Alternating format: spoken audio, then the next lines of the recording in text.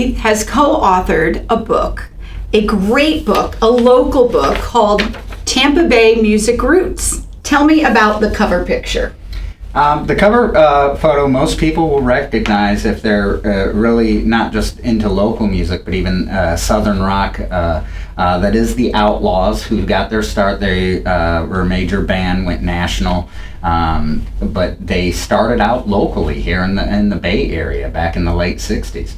It's incredible. We're here today because this is just hitting newsstands, Barnes & Noble, online, and it's an incredible kickoff, and it's our area. Yeah. So how is it that you wrote this book?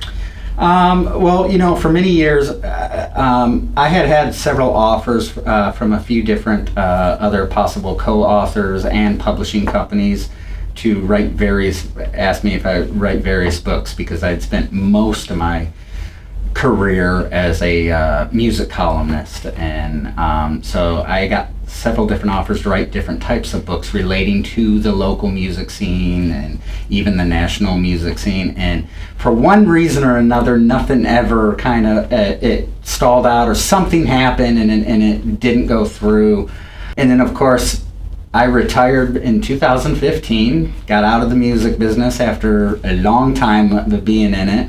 And then, of course, 2 years after that, that's when another publisher comes and asks. They were trying to contact me through the nonprofit I have, the Tampa Bay Music Scene Historical Society, which chronicles and documents basically the history of the music scene here in Tampa. Try to do any research on the local music scene. One of the first things that's going to pop up is the Historical Society website. And up until that was up, and that was founded back in 2012, it was kind of hard to find anything on some of the old bands, especially if they were bands that never got signed. Sure. And you just couldn't. Through that, actually, we got several hits. One was on Hulk Hogan. Someone was doing a documentary. I think it was Warner Brothers a few years ago, was doing film a documentary for Hulk Hogan, and they heard that he was in several prominent local bands here before he became a wrestler, and they found the photos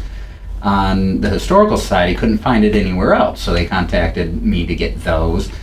So it was kind of like that with the book. Arcadia Publishing contacted. They wanted to do for their series Images of America, they wanted a book about the Tampa Bay music scene, because they heard how prominent it was during certain couple different periods of the history. They actually ended up finally getting through to Charlie, who also is one of my board of directors for the Historical Society. So once they got a hold of him, he contacted me, and they did this offer and offered it to us.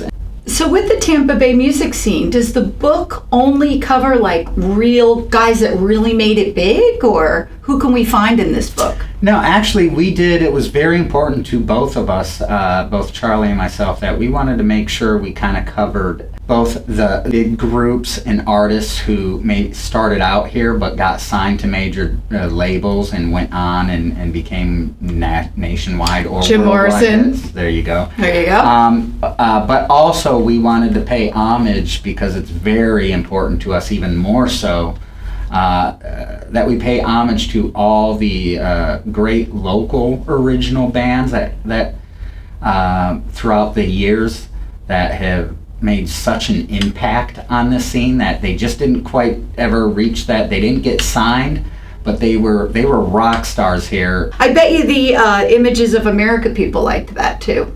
Yeah, well, and that was one of their things too, because they wanted to make sure that the book, went and tried to go back a long ways into the past and covered a little bit of everything in it. So how far back does it go? Late 1800s. So that was surprising. Really? Absolutely. You had organizations forming to Wow. be like a union for musicians. So absolutely. So I mean, obviously, there's not a lot going that far back. Fantastic.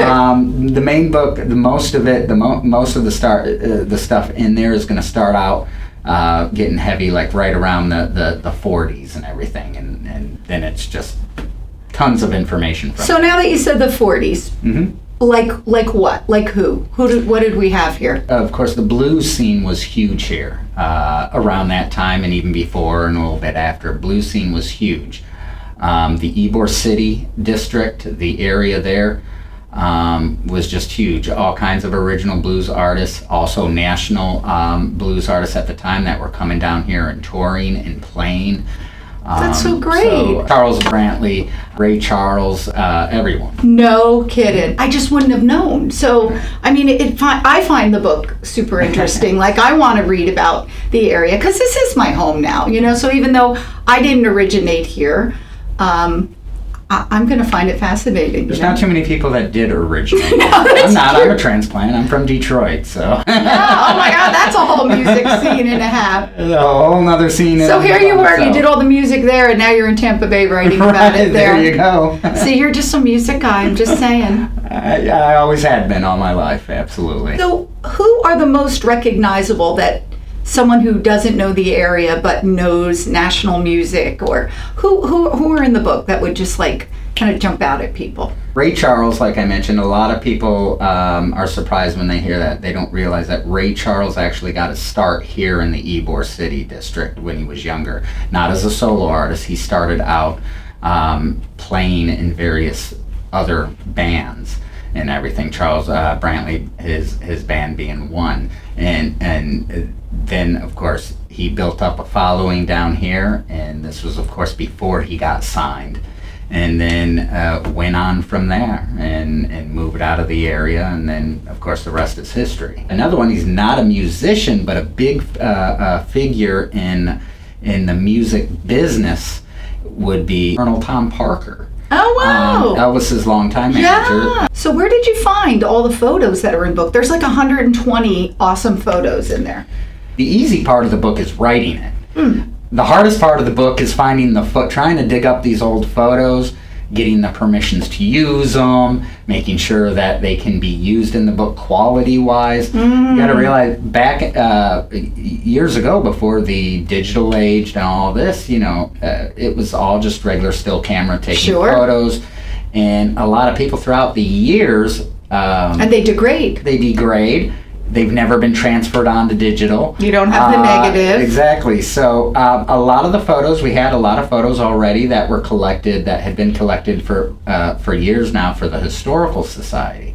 But on top of it, the rest we had to go back and try and dig them up, find out where some of these people are now. Not only for permissions, but even if we have an artist we want to feature in the book and we can't find the photos anywhere, we have to try and contact it to say, hey, do you have any old photos we're doing? Or the family, because they've passed on, or... Exactly. So, I mean, it's a chore. So it's just basically doing a lot of footwork, trying to contact people, hunt down photographs, get the permissions and all that. It's a chore. We're still trying to juggle our lives, our other professions on top of doing this. It helped out because I already had had the Historical Society that was founded back in 2012. So a lot of the facts, the biographical information, and even some photos we already had. So it was just compiling them. So what is your favorite part of the book? I think my favorite part was just mainly, more so, not the national artists, but the local unsigned artists that finally get some sort of recognition in print and historical, chronicled for forever, as long as the acknowledgement really the acknowledgement that they deserve. That is the part that I'm really happy with, because it's just to me it's really important. So let's talk about how people can get it. With Barnes and Noble, I'm assuming it's barnesandnoble.com, and then they find the title of the book, or? Well, either way, you can go. They'll sell it in the store. You can also go to barnesandnoble.com, Amazon Books, some of the others out there. You can find it anywhere. Just Google the name.